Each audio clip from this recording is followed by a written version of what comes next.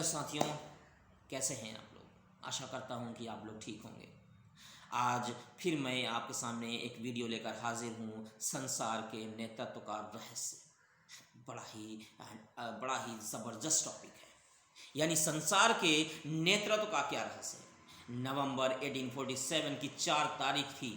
Scotland के एक doctor के कमरे में उसके नौकर ने प्रवेश किया। उसने देखा कि डॉक्टर और उसके 2 साथी अपनी कुर्सियों से गिरकर फर्श पर औंधे मुंह पड़े हुए हैं और बेहोश हैं। नौकर ने समझा कि उन्हें शायद आज कोई तेज किस्म की शराब पी रखी है। इस कारण उनका यह हाल हुआ है। उसने उनके कपड़े ठीक किए और चुपचाप बाहर आ गया।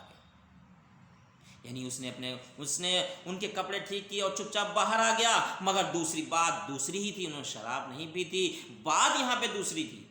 दूसरी क्या थी? वह वास्तव में सर जेम्स सिम्पसन थे। यानी 1811 से 1870 यानी 1811 से 1870 तक उनके 2 असिस्टेंट थे।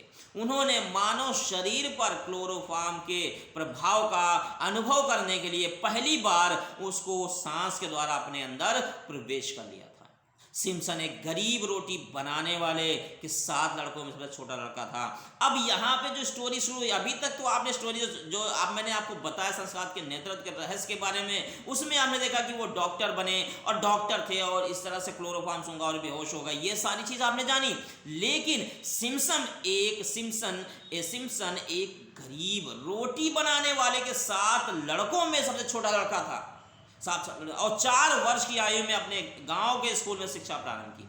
यानी यहाँ पे एक बड़ी बारीकी से और बड़ा पॉइंटेबल बात है कि जो शिक्षा है वो ऐसा नहीं है कि शिक्षा ग्रहण करने के लिए आप बहुत बड़े खानदान से हों तभी शिक्षा ग्रहण करेंगे, आप गरीब खानदान से शिक्षा ग्रहण नहीं कर सकते, ऐसा नहीं है।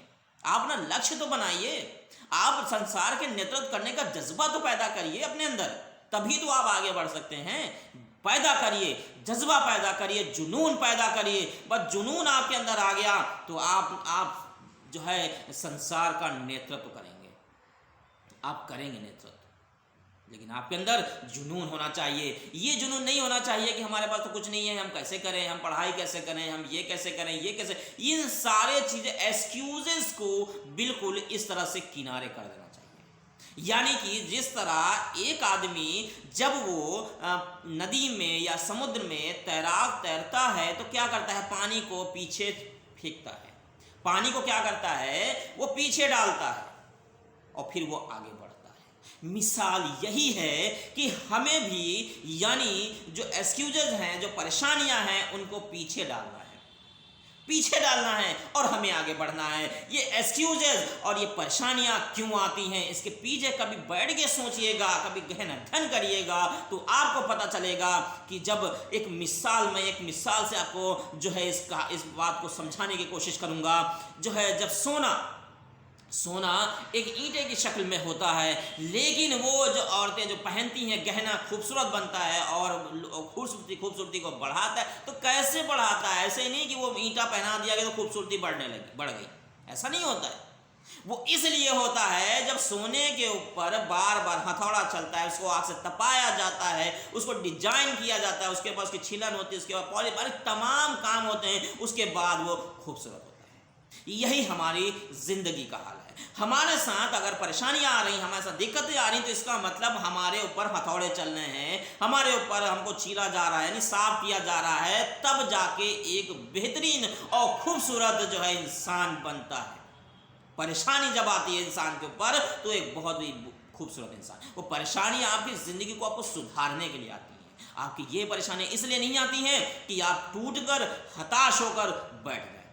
यही काम यहाँ पे जो बात थी, एक गरीब रोटी बनाने वाले का लड़का, यानी लड़कों में सबसे छोटा लड़का था, 4 वर्ष की आयु में। अब उसने अपने गांव में स्कूली शिक्षा प्रारंभ की। शिक्षा में इतनी रुचि दिखाई, उसके पापा जो 6 भाई इस पर तैयार हो गए, अनिवार्य खर्चों को छोड़कर बाकी पैसे बचाएंगे और उसे उच्च शिक्षा प्राप्त करने के लिए शहर भेजेंगे।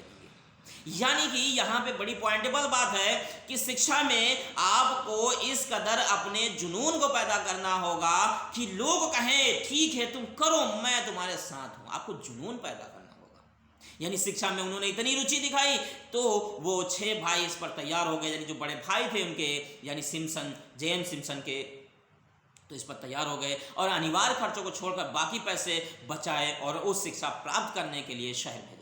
इस प्रकार वह एडनबरा विश्वविद्यालय पहुंचा तथा डॉक्टर में उस समय की सबसे ऊंची डिग्री प्राप्त की, यानी एमडी की डिग्री।